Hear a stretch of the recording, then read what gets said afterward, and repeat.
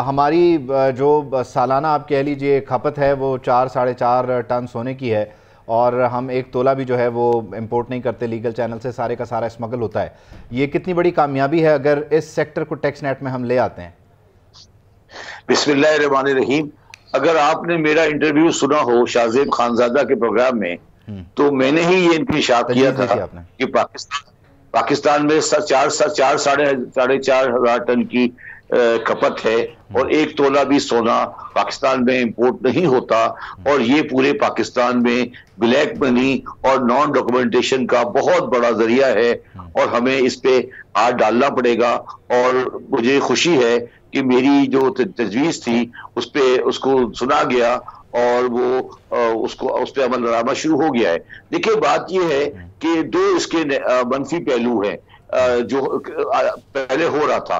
पहली बात तो ये है कि वो जो लोगों के पास सोना एक तरीका था उसको अपनी ब्लैक मनी को होल्ड करने का, क्योंकि सोने की कोई ट्रेल नहीं थी और कहां से आ रहा है और कहां जा रहा है, तो सोने में लोग अपनी हराम की कमाई, करप्शन के पैसे सोने में रखते थे, तो वो एक इलीगल और करप्ट मनी का पार्किंग लॉट था।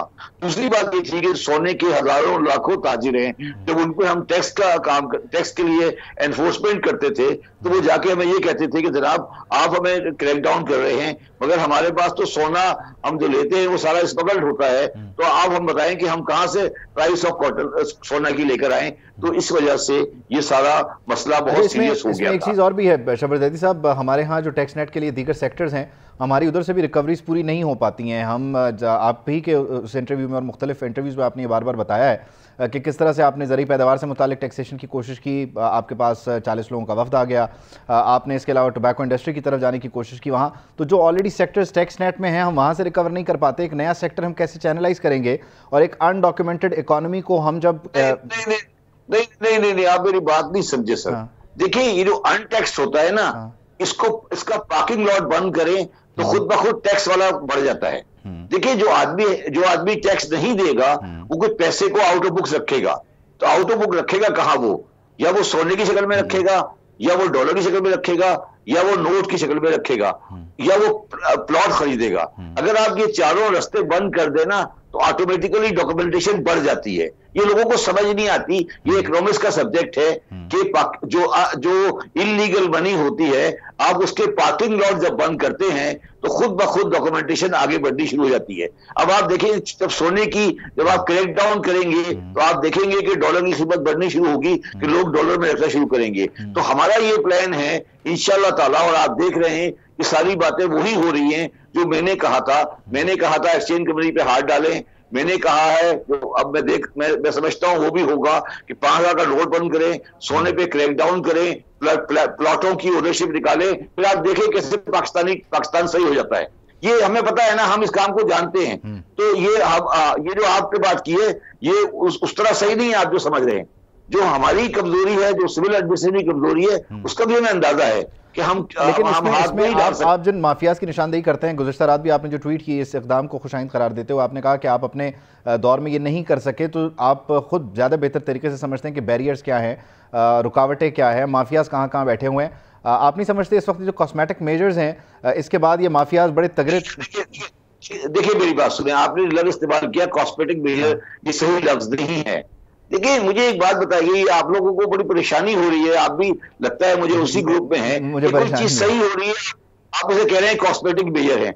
अगर एक चीज सही हो रही है तो होने दे इसको, आपको परेशानी क्या है? नहीं, इसमें परेशानी नहीं है, लेकिन सर इसमें शबर जैदी साहब इसमें लॉन्गर एक बात बताएं सर, कि अगर सोने की स्मगलिंग के खिलाफ कोई एक्शन हो रहा है तो सारी कौम को साथ खड़े होना चाहिए ना, कि ये ना कि ये कहे कि कॉस्मेटिक मेजर है, टेम्परेरी है।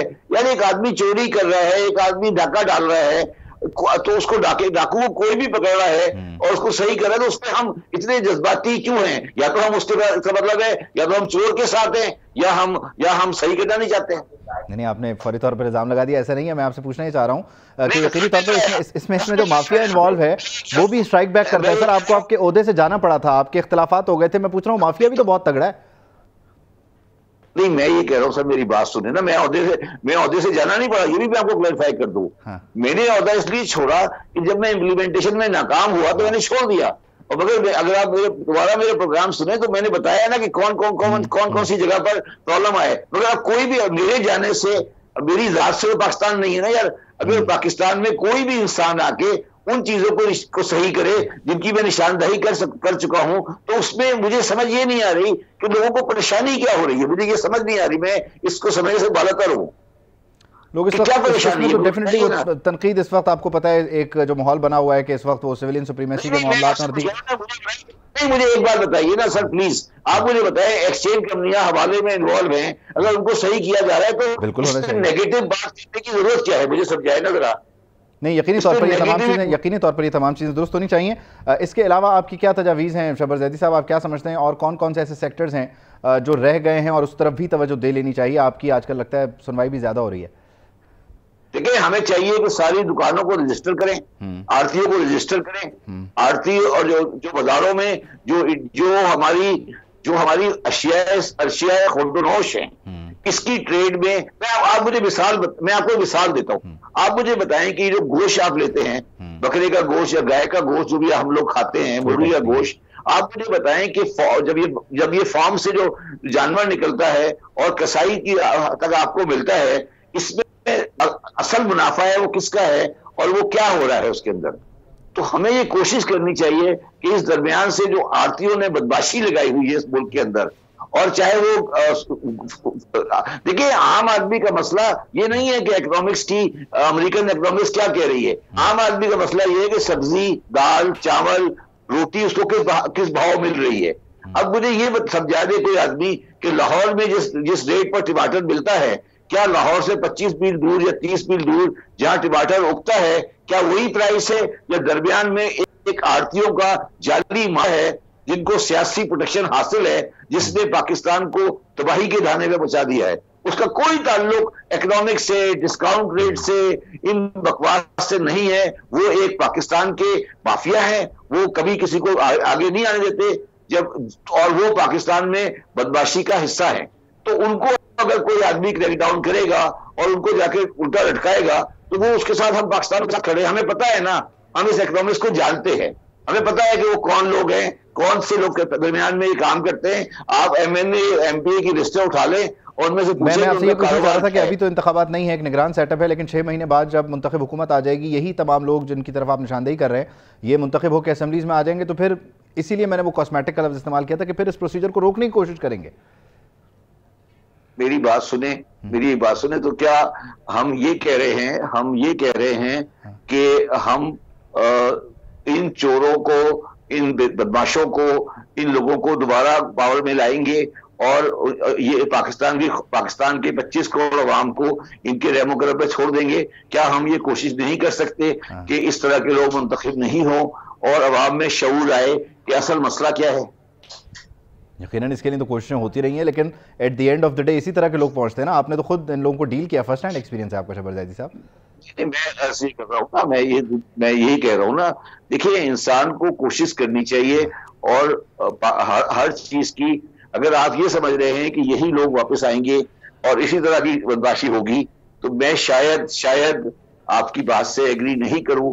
और इसीलिए मैं बार बार कहता हूं कि हमें इलेक्शंस के साथ एक सिस्टम रहना पड़ेगा, और वो सिस्टम ये होगा कि कुछ चीजों के ऊपर कंप्रोमाइज नहीं होगा, एक लॉन्ग टर्म पॉलिसी हो। बहुत शुक्रिया, thank you so much Shabbar Zaidi साहब, आपके वक्त का। रिफॉर्म्स हो और रिफॉर्म्स के साथ हमें चलना, हुकूमत किसी की भी हो, और देर पा नताइज हासिल करने के लिए हमें एक रास्ते का इंतखाब करना होगा।